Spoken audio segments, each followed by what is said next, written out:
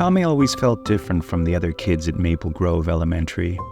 He was quiet, preferring to sit alone during lunch, sketching fantastical creatures in his worn notebook. But his kindness and vivid imagination made him likable, and his classmates often invited him to play. One day, Kelly, a bubbly girl with pigtails, asked Tommy if she could come over after school. Tommy hesitated. No one had ever visited his house before. His parents were unusual, but Kelly's eager smile won him over, and he nodded shyly. That evening, Tommy raced home, his heart pounding. He had to hide the weird stuff before Kelly arrived. The oddly shaped sculptures his dad called conversation pieces. The jars filled with murky liquid and unidentifiable shapes. The paintings that seemed to shift when you weren't looking. Tommy worked frantically, shoving oddities into closets and draping sheets over the stranger pieces of furniture. Just as he finished, the doorbell rang. Kelly's eyes widened as she entered. Despite Tommy's efforts, his house still felt off. Shadows clung to corners where they shouldn't, and the air smelled of incense and something metallic. "Your house is interesting," Kelly said, her voice wavering. Tommy forced a smile. "Want to see my room? I've got cool comics."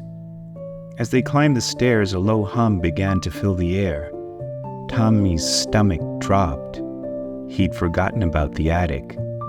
Suddenly, his parents appeared at the top of the stairs, their eyes gleaming strangely in the dim light. "Thomas," his mother said, her voice unnaturally calm. "What have you done with our treasures?" His father's face darkened. "Son, you know those items can't be moved. They're vital." Kelly tugged at Tommy's sleeve. "I should go," she whispered. Tommy's parents smiled at Kelly, but their eyes remained cold. "Oh no, dear," his mother cooed. "You've only just arrived. And now that you're here, perhaps it's time Tommy learned the truth about our family's collection." His father nodded solemnly. "Yes, it's time. Bring everything back out, Tommy. Your friend should see. These objects are more than just mere relics." The hum from the attic grew louder, and Tommy felt the house itself begin to vibrate. Kelly whimpered beside him as shadows started to creep down the walls.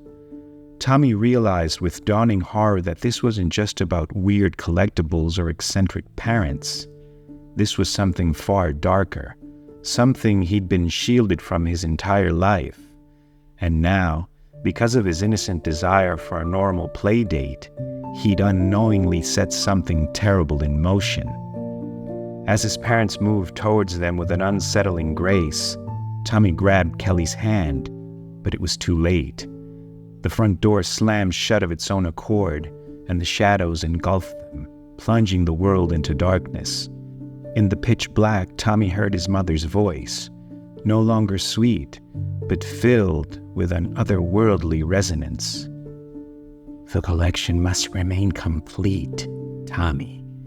It's how we stay ourselves." The last thing Tommy felt before losing consciousness was Kelly's hand slipping from his grasp, and the terrifying realization that he might never see his friend again.